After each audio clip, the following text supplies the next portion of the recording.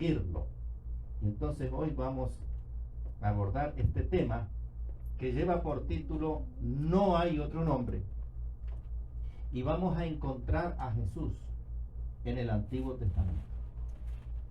La lectura bíblica que se acaba de leer, yo la voy a leer nuevamente para enfatizar justamente lo que Jesús está diciendo aquí.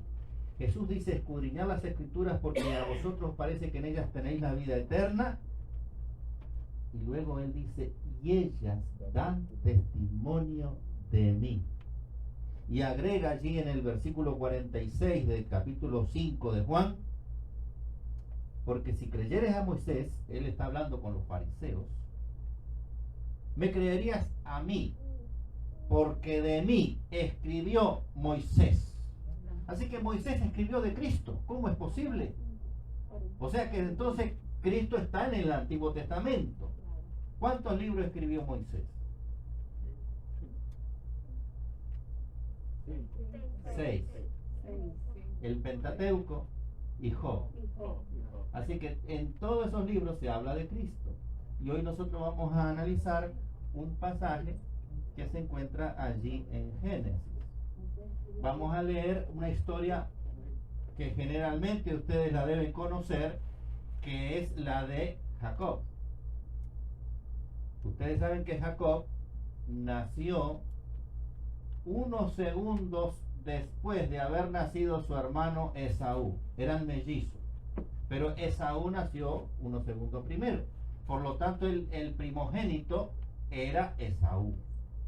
Y en ese tiempo la bendición de Dios era muy importante, porque no solamente por recibir la parte económica de la familia, sino por recibir la bendición de Dios, justamente por ser el primogénito. Y en el hogar de Jacob había preferencia de los padres. El papá prefería más a Esaú, porque era cazador y traía, cazaba animales y después le hacía una rica parrilla. Y el padre disfrutaba de esa comida. Jacob era más bien pastor, era más bien de la casa y entonces del hogar, y era el preferido de la mamá. Y la mamá quería que él recibiera la bendición. Y el papá le iba a dar en su momento la bendición a Esaú. Y llegó ese momento.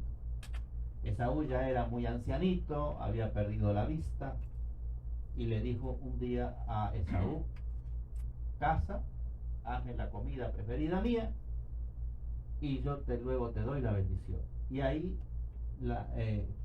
Rebeca, la esposa, estaba escuchando, y entonces le dio una ayuda a Dios, porque Dios había ya profetizado que la bendición iba a caer sobre Jacob y no sobre Esaú. Y incluso la profecía decía que el mayor le iba a servir al menor. Pero la esposa de Isaac, Rebeca, le quiso dar una ayuda a Dios y le dijo a su hijo: mira, ven para acá, tu papá le va a dar la bendición a tu hermano y yo quiero que te la dé a ti. Por lo tanto, vamos a disfrazarte de tu hermano, a ponerte piel, porque ahí había una diferencia entre los hermanos. Esaú era muy velludo y Jacob era más bien lampiño. Y entonces, para disfrazarlo del hermano, le puso pieles, cosa que el papá, cuando lo fuera a palpar, sintiera que era Esaú realmente. Y entonces hicieron eso. Se presenta allí Jacob ante el padre, y entonces: ven, hijo, a ver, te voy a palpar a ver si eres tú, si eres Esaú. Y entonces huele a Esaú, lo palpa y ve que tenía los vellos, en fin, pero dice: pero hablas como Jacob. Pareces Esaú, pero hablas como Jacob. Y él le da la bendición, y Jacob recibe la bendición de Dios. ¿cuándo viene el hermano? Y le trae la comida. Padre, aquí está tu comida. Y ahora bendíceme. Dice, ¿cómo? Si yo ya di la bendición. Y ahí se arma un lío tremendo. Y en ese engaño, en esa mentira, bueno, ya Jacob tiene que salir huyendo, porque el hermano lo iba a matar. Y esa relación que tenía Jacob con su mamá, ahí se perdió, porque ya no podía ver a su familia, no podía ver a su mamá, se fue. Y vamos entonces a leer, ustedes pueden leer la historia, porque yo se la estoy resumiendo. La historia comienza en el capítulo 25 de Génesis, pero no vamos a leer todo, vamos a leer estos versículos que están allí en Génesis capítulo 28, versículo del 10 al 15. Aquí vamos a ver a Jacob huyendo.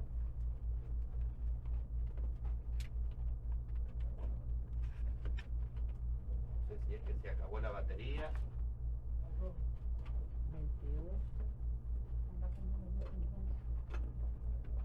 ¿Me oye? 28. ¿Me oye? No tiene mucho volumen. No, lo que pasa es que yo lo he bajado, como estaba usando el otro. Pero ¿quién lo bajó tanto? Génesis 28, versículo del 10 al 15.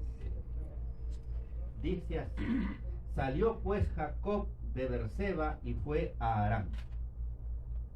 Y llegó a un cierto lugar y durmió allí, porque ya el sol se había puesto, y tomó de las piedras de aquel paraje y puso a su cabecera y se acostó en aquel lugar. Muy interesante el lugar donde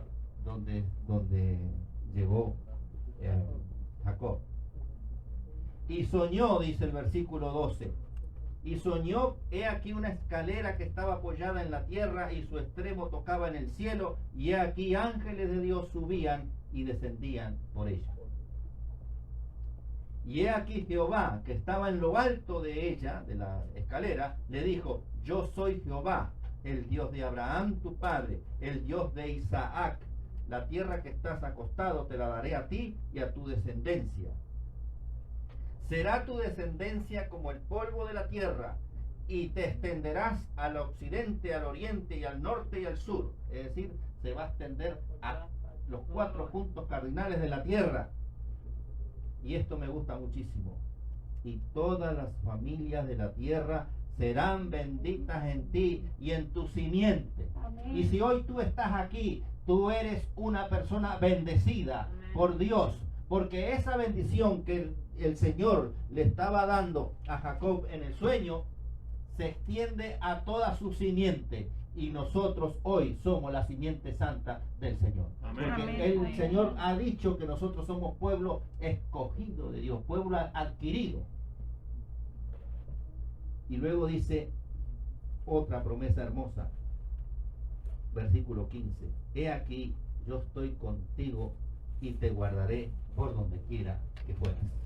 Amén. Hermano, usted no está solo, hermana, no está sola. El Señor está con cada uno de nosotros. Amén. Y el Señor ha prometido acompañarnos a donde nosotros estemos. Amén.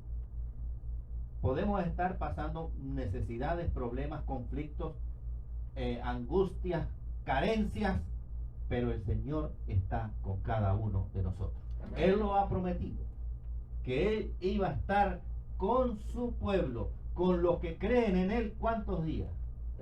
Todos los días hasta el fin del mundo. Amén. Pero ahora vamos a analizar un poquito qué mensaje le quería dar Dios con el sueño de la escalera. ¿Qué es la escalera? ¿Qué representa la escalera? Aquí dice en el versículo 12, y anoten ese versículo, y soñó, y he aquí una escalera que estaba apoyada en tierra, en la tierra, y su extremo tocaba en el cielo. Y he aquí ángeles de Dios subían y descendían por ella. ¿Ustedes quieren saber el significado de la escalera? Amén. Entonces vamos a leer un versículo en el Nuevo Testamento y les va a quedar bien claro qué significa la escalera. Juan capítulo 1, versículo 51. Evangelio de Juan, capítulo 1, versículo 51. Jesús estaba hablando aquí. 51. Juan capítulo 1, versículo 51. Jesús dice: de cierto os digo, de aquí adelante veréis el cielo abierto y a los ángeles de Dios que suben y descienden por el Hijo del Hombre. ¿Qué decía el versículo 12 de Génesis capítulo 28? Que los ángeles de Dios subían y descendían por la escalera. Pero aquí en el Nuevo Testamento dice que los ángeles de Dios suben y descienden por el Hijo del Hombre. Entonces, ¿qué significa aquí? Que la escalera representa ¿a quién? A Cristo. Así que allí Dios le manifestó a Cristo, representado por una escalera. Pero vamos a analizar un poquito más porque Cristo está representado por una escalera. ¿Y qué más? Bueno, ¿cómo se compone una escalera? De peldaño, pero la escalera para usarla tiene que estar apoyada, ¿verdad? Y bien apoyada. No solo abajo, sino también arriba. Porque si no, nadie se sube, o si se sube se va a caer y puede tener un accidente grave. Así que la escalera en el sueño de Jacob representa a Cristo, y lo más importante en una escalera son sus puntos de apoyo, abajo y arriba, los dos puntos de apoyo. Y esta escalera, si ustedes van al versículo 12 de Génesis capítulo 28, allí dice que estaba apoyada ¿en dónde? En tierra. En tierra. Y el extremo superior estaba ¿dónde? En el cielo. En el cielo. Así que esta escalera tenía apoyo en tierra y el extremo superior tocaba el cielo. ¿Qué significa esto para nosotros? ¿Qué mensaje espiritual tiene este sueño de Jacob? Bueno, vamos a analizar, por ejemplo, el extremo superior que tocaba el cielo. Y vamos a leer unos versículos donde nos va a aclarar qué significa la escalera y qué significa los extremos. Juan 1:1 dice: en el principio era el verbo, y el verbo era con Dios, y el verbo era Dios. Juan 16:28 dice: salí del Padre y he venido al mundo. Estas son palabras de Cristo. En el mismo Evangelio de Juan, capítulo 17, versículo 5 dice: Padre, glorifícame tú al lado tuyo con aquella gloria que tuve contigo antes de que el mundo fuera. ¿Qué nos está diciendo entonces el extremo superior que toca en el cielo? De que Jesús era Dios antes de venir a este mundo. Que Cristo era divino, tenía naturaleza divina, celestial, antes de venir a este mundo. Y ahora vamos a analizar el extremo inferior, que dice que estaba apoyada en tierra. Vamos a leer también unos versículos.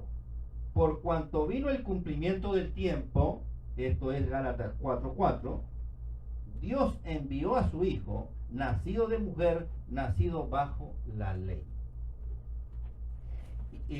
Juan capítulo 1 versículo 14: y aquel verbo fue hecho carne y habitó entre nosotros, y vimos su gloria como la de el unigénito de Dios, el cual, dice Filipenses 2 versículos 6 y 7, el cual siendo en forma de Dios no estimó el ser igual a Dios, sino que se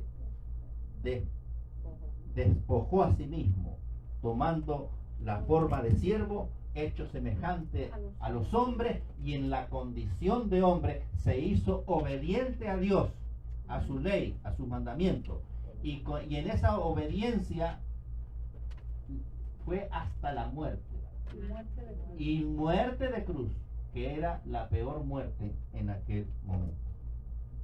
Así que la escalera representa a Cristo, pero sus extremos representa su doble naturaleza, la preexistencia del extremo superior, la preexistencia de Cristo, que antes de venir aquí a la tierra, Cristo existía como Dios, en la forma de Dios, lo dice aquí Filipenses, pero llegó el cumplimiento del tiempo, dice Gálatas 4:4, y se encarnó y vino a la tierra y puso su morada con los hombres, adquirió la naturaleza humana.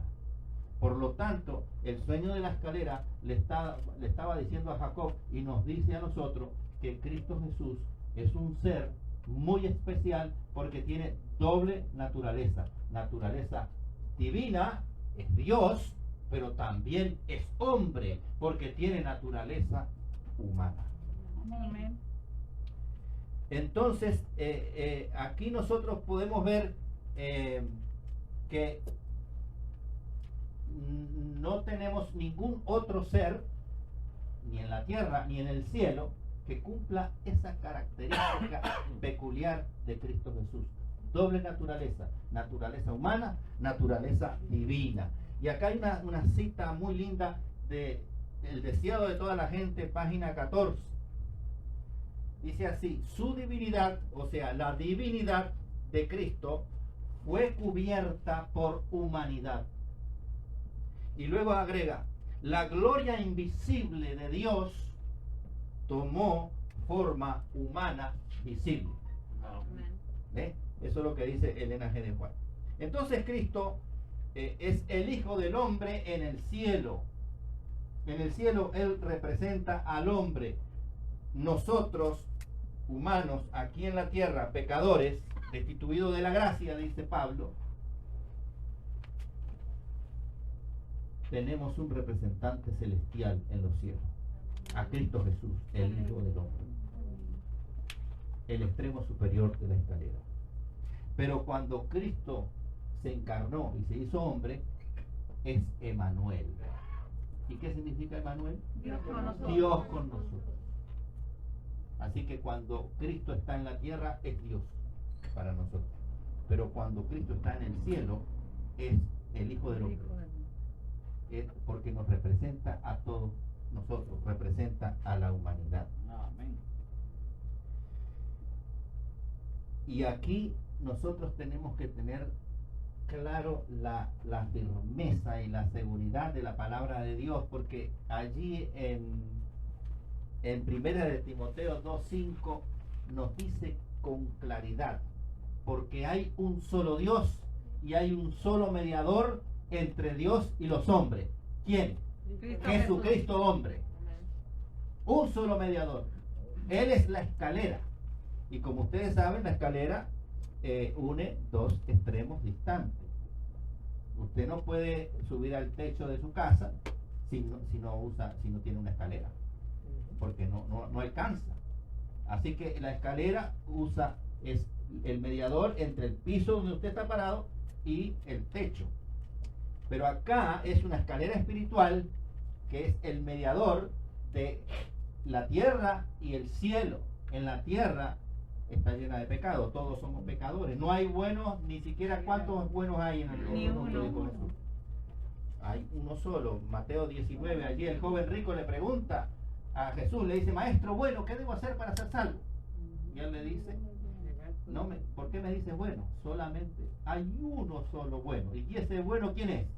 Dios. Así que ningún ser humano es bueno. Todos somos pecadores, todos estamos destituidos de la gracia. Y Cristo Jesús es nuestro mediador, que une esos dos extremos: la tierra, donde está llena de pecado, con el cielo, donde hay todo es santidad. Y Cristo Jesús une esos dos puntos equidistantes. Ahora, cuando nosotros tenemos a Cristo Jesús como nuestro único mediador entre Dios y los hombres, ¿ustedes creen que el enemigo de Dios se queda cruzado de brazos y no hace nada?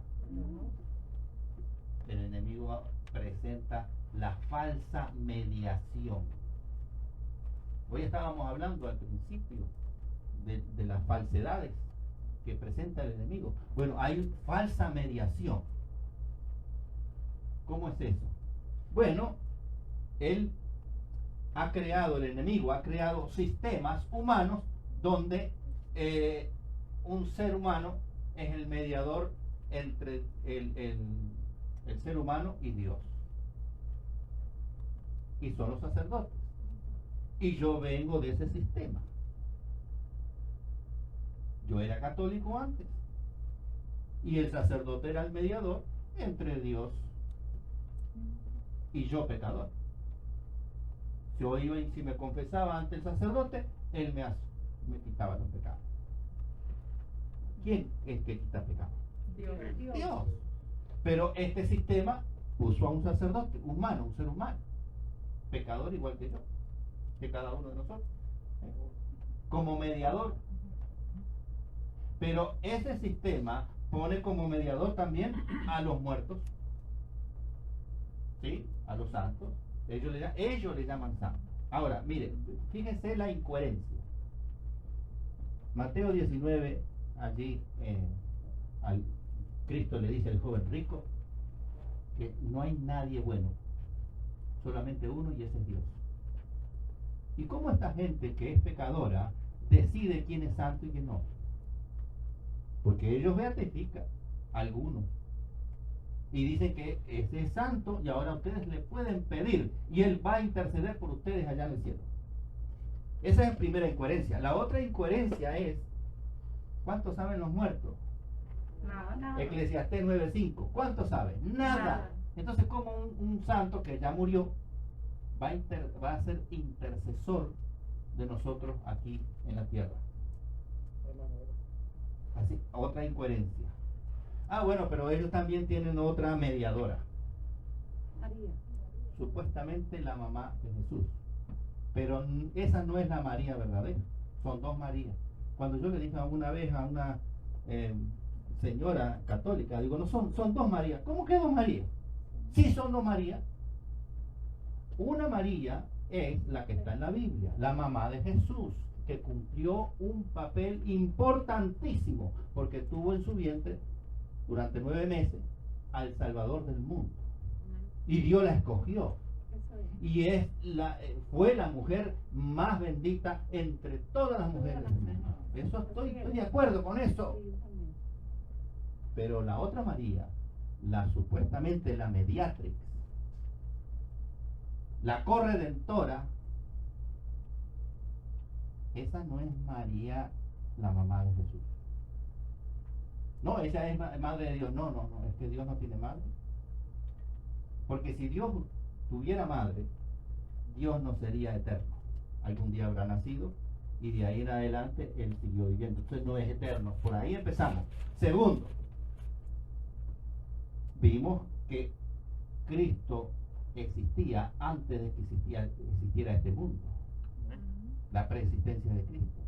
Y si no existía este mundo, tampoco existía el hombre. ¿Y cómo es posible que María humana existiera antes que existiera el hombre? Existiera antes que Adán y Eva, que fue la primera pareja de este mundo. O sea, ahí hay algo que no funciona. Le digo, ¿sabe quién es esa María? Esa es Isis, bautizada con el nombre de María. Isis, la divinidad pagana. Por eso le llaman la reina del cielo, la mediatrix, la corredentora y una cantidad de cosas. Pero eso se llama falsa mediación. Otro detalle para demostrar que es falsa mediación. ¿Qué son todos esos sacerdotes humanos? Los santos que están muertos y sabemos que nada saben, pero si ustedes dicen que son intercesores, siguen siendo humanos. María, la mamá de Jesús, que ustedes dicen que es la madre de Dios, que no es, y que no es la María original, también es humana. pero ellas pueden interceder ante el ser humano pecador y ante Dios. No. ¿Por qué? Porque no son divinos.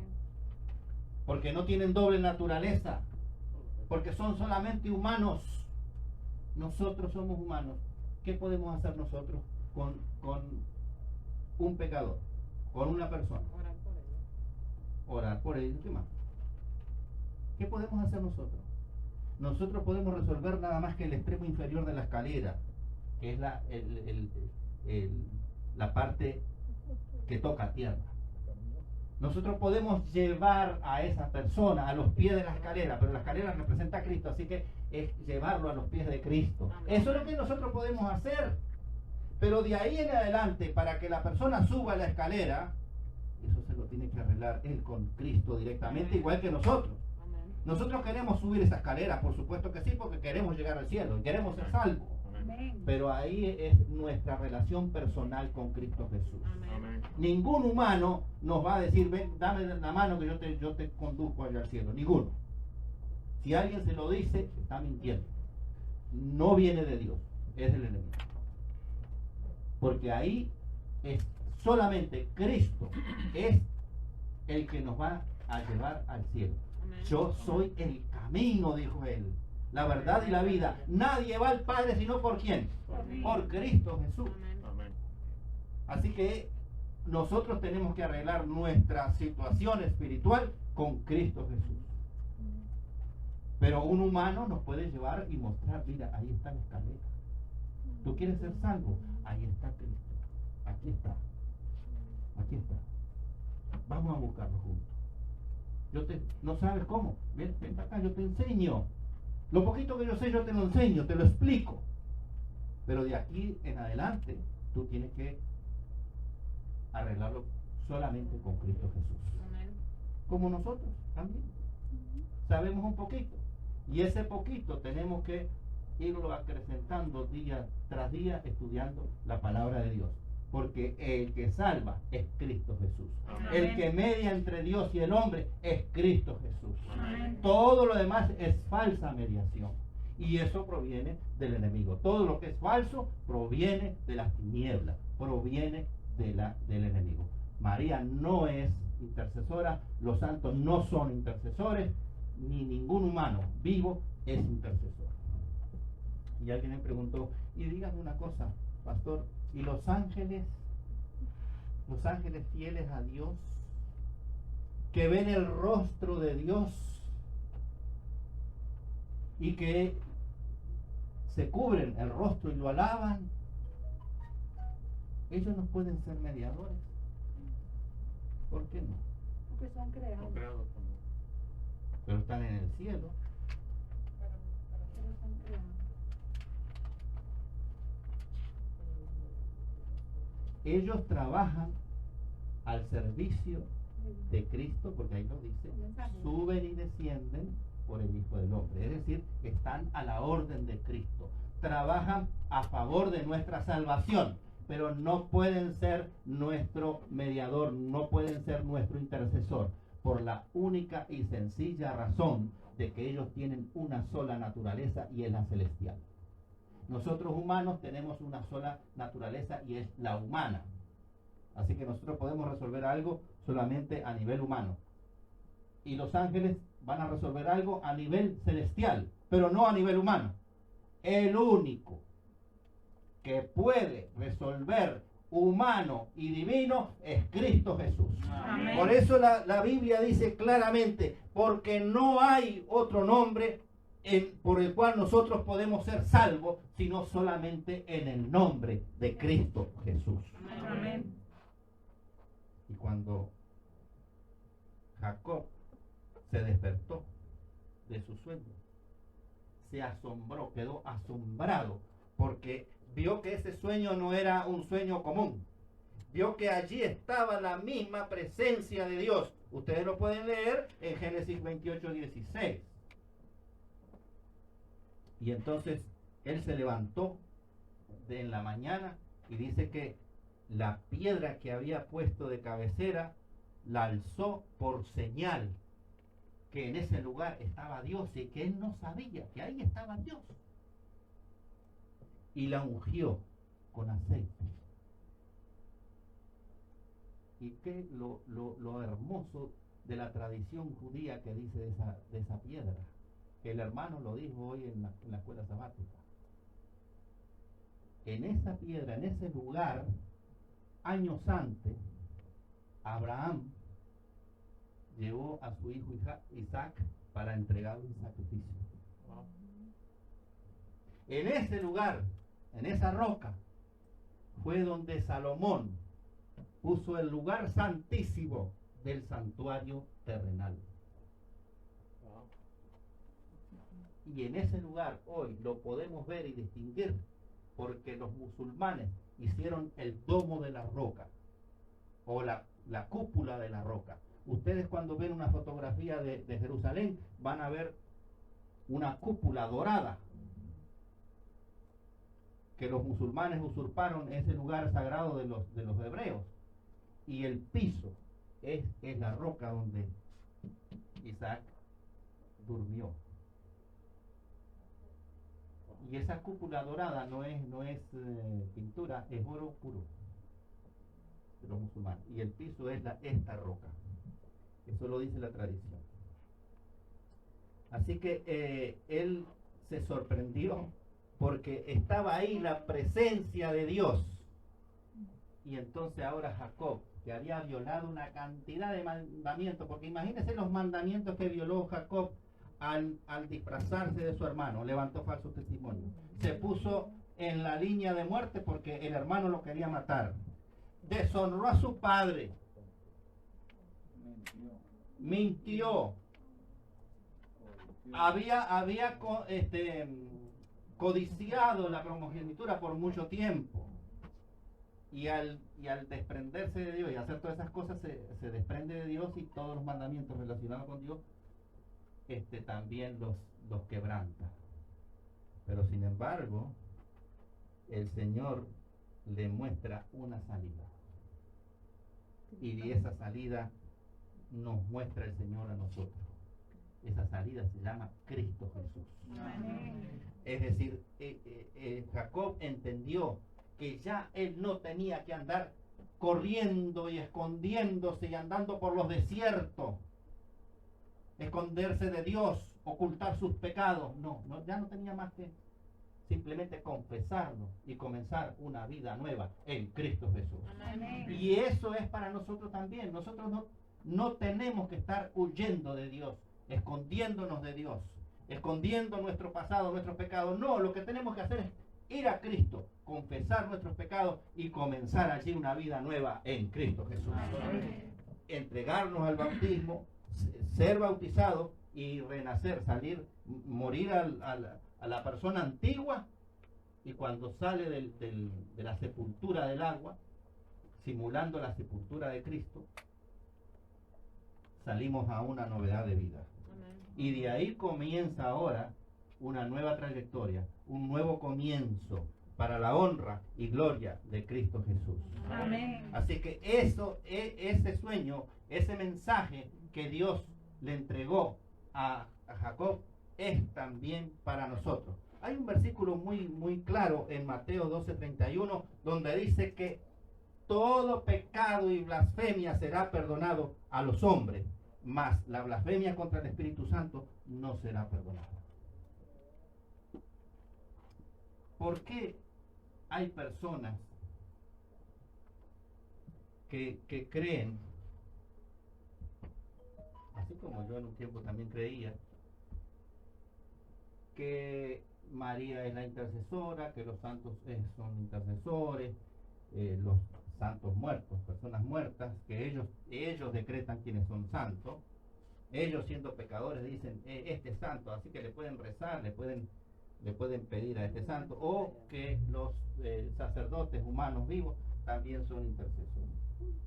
¿Por qué? ¿De dónde sale esa doctrina? Sabemos que sale del enemigo, pero ustedes recuerdan allí en Génesis capítulo 3 versículos 4 y 5, donde el enemigo le dice a Eva dos cosas muy importantes.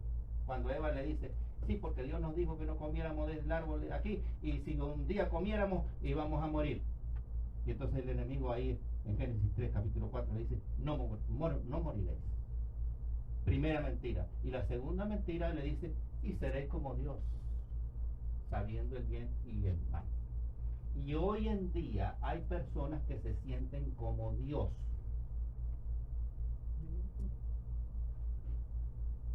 Se sienten dioses aquí en la tierra, porque eso es lo que le han enseñado. Entonces, una persona que se siente Dios necesita del Espíritu Santo, necesita de Cristo, necesita de un Salvador. No, es Dios. Por eso acá dice este versículo, todo pecado y blasfemia será perdonado a los hombres. Mas el pero que hay es claro, la blasfemia contra el Espíritu Santo no le será perdonada. ¿Qué hace el Espíritu Santo? ¿Cuál es la función del Espíritu Santo? El que nos convence de pecado, el que nos enseña, nos guía a la palabra de Dios. Y nos sella para salvación. Y nos sella para salvación, para que al comienzo de nuestra vida cristiana, porque después hay otro sello, que no vamos a hablar de eso hoy. Pero el Espíritu Santo está haciendo un trabajo importantísimo. Pero cuando hay personas que se sienten como Dios, no necesitan del Espíritu Santo, por lo tanto lo rechazan, y rechazan también su obra, rechazan su llamado, rechazan la palabra de Dios, que está inspirada por el Espíritu Santo. Ahí Dios no puede hacer nada y ahí no hay perdón para esa persona. Pero Dios murió por todos. Por todos murió. De tal manera amó Dios al mundo, que dice el versículo, que ha dado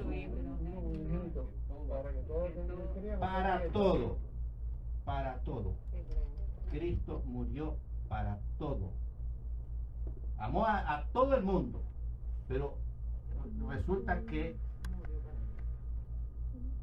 Él salva a todos aquellos que creen en Cristo, que creen en Él, que creen en su sacrificio, que creen en su mandamiento, que creen en sus promesas.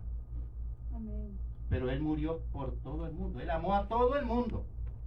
Pero a las personas que se sienten como Dios en la tierra, que no necesitan de la Biblia, que no necesitan de Cristo, que no necesitan del Espíritu Santo, desafortunadamente no es por culpa de Cristo, es por culpa de su actitud, de su carácter, de su creencia, de su corazón. Así es. Ahora, me decía una persona, bueno, y todos los pecados que yo he cometido en el pasado, ¿tú crees que Dios me va a perdonar?